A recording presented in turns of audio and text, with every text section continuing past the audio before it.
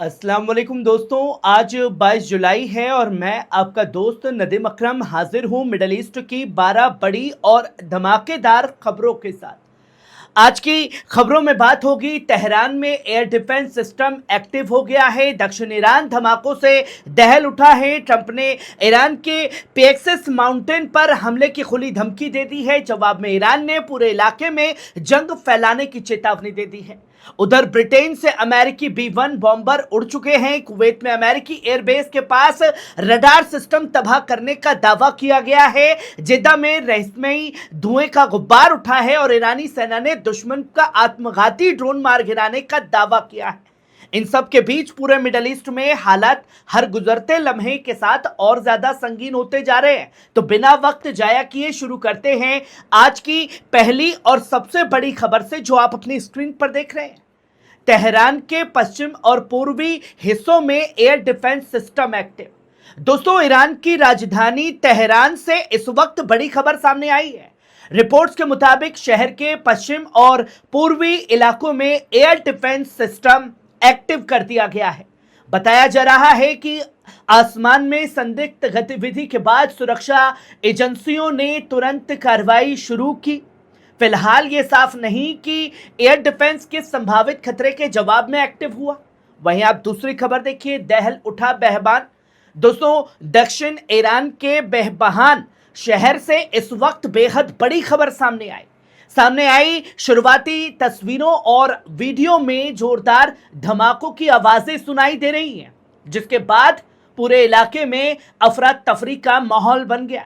धमाकों के बाद आसमान में धुआं उठता दिखाई दिया। लोग अपने घरों से बाहर निकल आए। फिलहाल ये साफ नहीं हो पाया है कि इन धमाकों की वजह क्या है और कितना नुकसान हुआ है। स्थानीय अधिकारियों की ओर से अभी तक कोई आधिकारिक बयान जारी नहीं किया गया है। वहीं आप तीसरी खबर देखिए, ट्रंप की धमकी पर ईरान का पलटवार। अमेरिका ने हमला किया तो पूरे अरब में छिड़ेगी जंग। दोस्तों, अमेरिकी राष्ट्रपति डोनाल्ड ट्रंप ने धमकियों पर ईरान ने बेहद सख्त बयान जारी किया। ईरान की केंद्रीय सैन्य कमान खातम अल अंबिया ने कहा कि अगर अमेरिका ने ईरान के परमाणु या किसी संवेदनशील ठिकाने पर हमला किया तो इसे पूरे क्षेत्र में जंग के विस्तार के तौर पर देखा जाएगा। ईरान ने साफ चेतावनी दी है कि ऐसी स्थिति में अमेरिका, उनके सहयोगियों, उसका साथ देने वाले देशों के तमाम हित ईरानी सशस्त्र बलों के शक्तिशाली हमलों का निशाना बनेंगे। वहीं आप चौथी खबर देखिए, उत्तरी इराक में ईरानी ड्रोन का बड़ा हमला। दोस्तों, इस वक्त बड़ी खबर उत्तरी इराक से सामने आई। रिपोर्ट्स के मुताबिक ईरानी ड्रोन ने सुलेमानिया प्रांत के माउंट अजमार इलाके को निशाना बनाया। हमले के बाद इलाके में जोरदार धमाकों की आवाजें सुनी गई और सुरक्षा एजेंसियां अलर्ट पर आ गई हैं।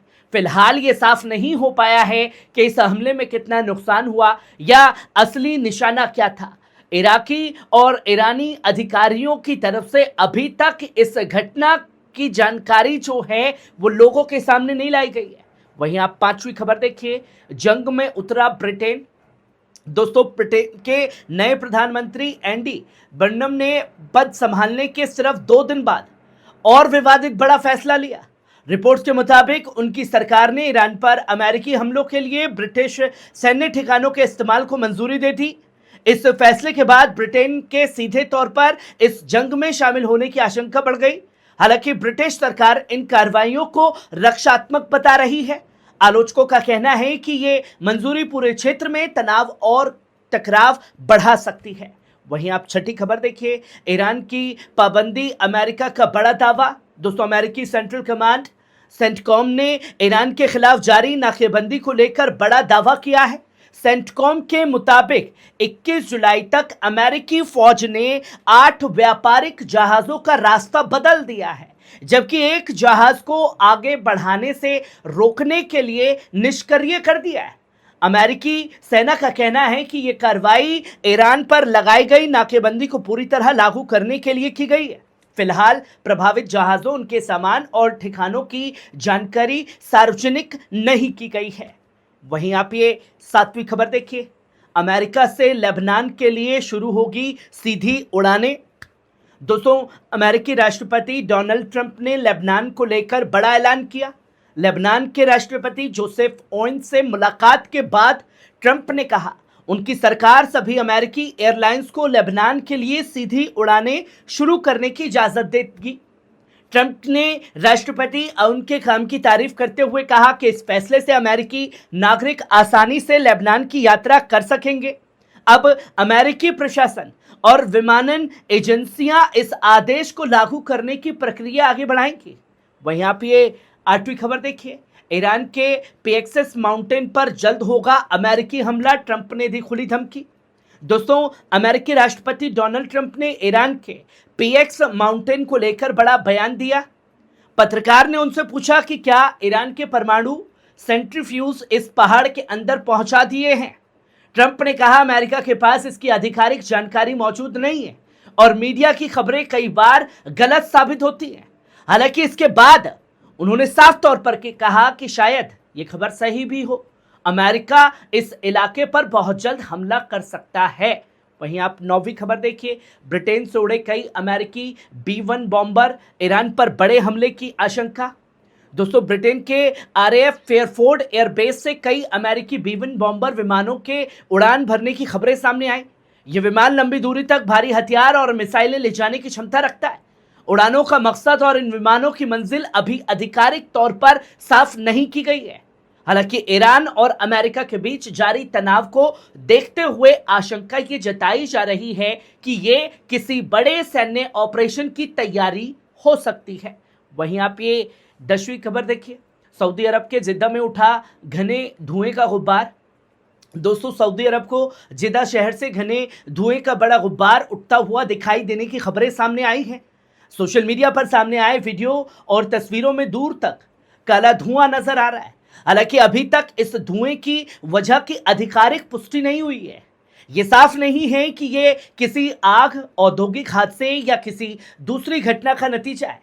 स्थानीय प्रशासन की तरफ से भी फिलहाल कोई बयान जारी नहीं किया गया है। वहीं आप ये 11वीं खबर देखिए, अजरबैजान में दुश्मन का आत्मघाती ड्रोन मार गिराया। दोस्तों, ईरानी सेना ने दावा किया है कि पूर्वी अजरबैजान प्रांत की हवाई सीमा में दाखिल हुए दुश्मन के एक आत्मघाती ड्रोन को मार गिराया गया है। सेना के मुताबिक देश के एयर डिफेंस नेटवर्क ने ड्रोन का पता लगाया, जिसके बाद सेना से जुड़े एयर डिफेंस सिस्टम ने उसे इंटरसेप्ट कर हवा में ही तबाह कर दिया। ईरान का कहना है कि इस कार्रवाई से संभावित खतरे को समय रहते नाकाम बना दिया गया। वहीं आप आखिरी और 12वीं खबर देखिए, कुवैत में अमेरिकी एयरबेस के पास रडार सिस्टम तबाह। दोस्तों, ईरान के इस्लामिक रिवोल्यूशनरी गार्ड कॉर्प्स ने बड़ा दावा किया। IRGC के जनसंपर्क विभाग के मुताबिक ऑपरेशन विक्ट्री 2 की 24वीं लहर के दौरान कुवैत के अली अल सलेम एयरबेस के पास मौजूद अर्ली वार्निंग रडार और कई टैक्टिकल रडार सिस्टम को निशाना बनाया गया। इसके साथ ही बुबियान द्वीप पर मौजूद एक दूसरे रडार सिस्टम को भी तबाह कर सेवा से बाहर करने का दावा किया गया। IRGC ने कहा कि हमलावरों को सजा देने का अभियान अभी भी जारी है और यह सिलसिला रुकने वाला नहीं है। दोस्तों, ये थी मिडल ईस्ट की 12 बड़ी आज की खबरें। आपको कैसी लगी कमेंट बॉक्स में आकर के अपनी राय जरूर दीजिएगा, क्योंकि आप देख रहे थे पल पल न्यूज, आपकी खबर आपका भरोसा। शुक्रिया।